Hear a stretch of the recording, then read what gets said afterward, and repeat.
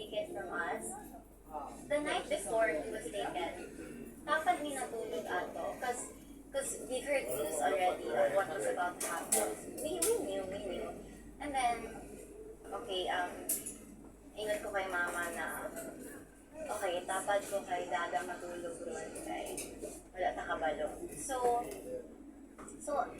tapad ko sa yan natulog. And then, wala, pagsabalayan ni, how he was with me when I was little, same gihapon karon. I think that's how most dads are when you're, you know, this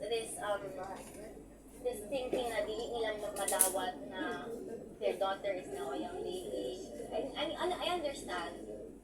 It's what most dads, if not all dads. Sir, balikan na ako. Parang yun si RRT the night before tuloy ang pagbuha sa iya. Kasi,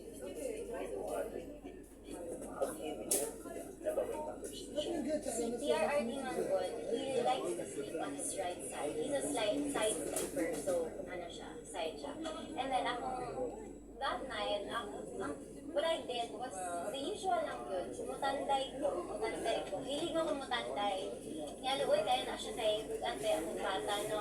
But he's fine with it. Wala man siya reklamo. So mutanday ko sa iya. And then dato lang. And then I forgot what it was exactly that I told him. I think I was asking him questions. He said, now what's gonna happen? What's gonna happen, babe? And then of course, I think what distresses him the most is pag-distress ko. So of course, white lies yung ingon. Yung typical, niya, macho persona niya, paborito nitong niya, wala yan. Yan talaga, wala yan. Yan yung favorite line niya. Wala yan, maniwala ka dyan. Ganyan. Yan yung linya niya every time para di ko mahadlok or mabalak ka ba. That's what he said. I was asking him all these questions. What's gonna happen? What are they gonna do to you? What's gonna happen to us? And then, it's like, wala yan, maniwala ka dyan. Ganyan ba? So, I knew.